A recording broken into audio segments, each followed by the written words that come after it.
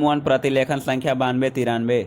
महोदय, प्रत्येक कदम फूंक फूंक कर रखना होता है और हो सकता है कि हम कुछ वर्षों गंवा दें, लेकिन स्वतंत्रता गंवाने की अपेक्षा वह अच्छा होगा।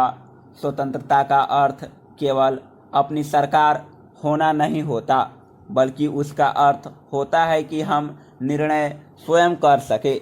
हो सकता है कि वे निर्णय गलत हो, लेकिन वे हमारे निर्णय भारत के निर्णय होने चाहिए। हमें कपड़ा उद्योग की समस्याओं का भी ध्यान है। हमने आधुनिकीकरण के लिए विदेशी सहायता की आवश्यकता को स्वीकार किया है।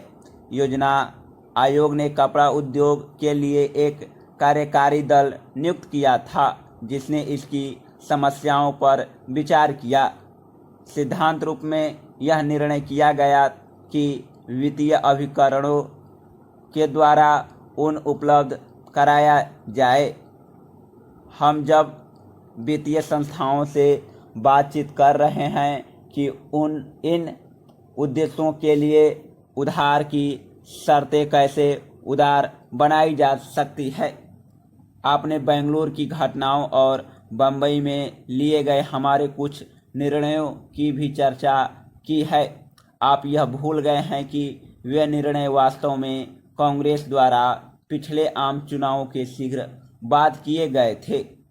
उन पर कार्य समिति में विचार विमर्श और एक राय से सहमति हुई थी और बाद में उन्हें अखिल भारतीय कांग्रेस कमेटी ने स्वीकार किया था। बेंगलुरु में हमने केवल मोटे तौर पर नए सिरे से दिशा निर्देश दिया था। इसमें कोई संदेह नहीं कि जब तक देश उस दिशा की ओर न बढ़े तब तक वह प्रगति नहीं कर सकता।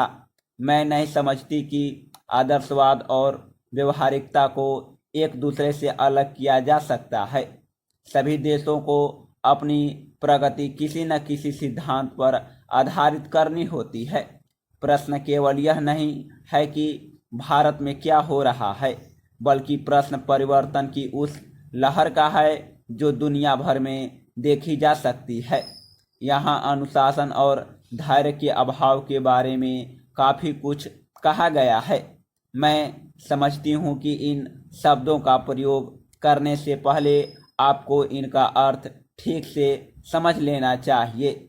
आप शायद इसे अनुशासन कहेंगे कि इंग्लैंड में लोगों से बेगार ली जाती थी और उनसे दुर्व्यवहार किया जाता था, या छोटे छोटे बच्चे अंधेरी खानों में काम करने के लिए जाते थे और अंधे होकर बाहर निकलते थे। जब वे इन सब के प्रति विद्रोह करते थे तो आप शायद उसे अनुशासनहीनता कहेंगे। महोदय, पिछले 50-55 वर्षों से हम खादी संबंधी कार्यक्रमों को कार्यान्वित करते आ रहे हैं।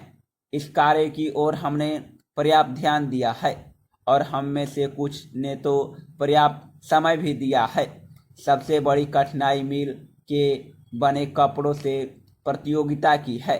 एक और कठिनाई यह भी है कि सदा इतनी खादी उपलब्ध नहीं होती जितनी कि उसकी मांग रहती है। खादी का आर्थिक आधार भारतीय जीवन संबंधी कुछ मौलिक तथ्य हैं। हमारा देश कृषि प्रधान देश है, जहां अधिकांश लोग किसी न किसी रूप में खेती बाड़ी से अपना निर्वाह करते हैं।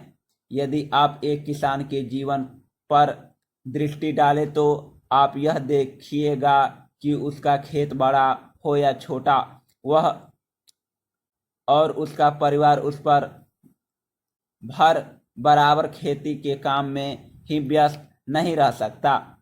उसे काफ़ी समय बेकार रहना होता है। दूसरे रोजगार की खोज में वह अपना घर छोड़कर नहीं जा सकता, क्योंकि खेती के काम में कभी कभी निरीक्षण की आवश्यकता होती है। यदि बेकारी का वह सब समय जब किसान व्यस्त नहीं होता खादी तैयार करने के काम में लगाया जाए तो देश भर की आवश्यकता के अनुसार खादी मिल सकती है। ऐसी अवस्था में कोई भी कम मजदूरी का प्रश्न नहीं उठाएगा। क्योंकि यह काम तो ऐसे समय में किया जाएगा जो बिल्कुल खाली होगा। उस खाली समय में किसान कुछ न कुछ कमाएगा ही, और वह कमाई ऐसी भी नहीं कि उसका कुछ भी मूल्य न हो। कम से कम वह अपने लिए तो इतना कपड़ा तैयार कर ही सकेगा जिससे उसको बाजार से न खरीदना पड़े। मैं आपको अपने निजी अनुभव से बता सकता हूँ कि 1 घंटा प्रति दिन कातने से हमें इतना कपड़ा मिल सकता है जितना कि एक औसत हिंदुस्तानी के लिए आवश्यक है, अर्थात 15 से 20 गज कपड़ा प्रति व्यक्ति। इस दृष्टिकोण से देखा जाए तो सस्ते महंगे कपड़े का प्रश्न ही नहीं उठता, क्योंकि खादी खाली समय में किए परिश्रम से प्राप्त हो जाएगी। खादी के संबंध में इस आधारभूत तथ्य का हम जानते हैं कि आदमी सदा काम नहीं करना चाहता, कभी कभी उसे खाली बैठे रहना ही अच्छा लगता है। परंतु इन सब कठिनाइयों के अतिरिक्त मैं सोचता हूँ कि खादी का प्रचार और विस्तार असंभव नहीं है। अतीत में गांधी जी ने खादी आंदोलन आरंभ किया,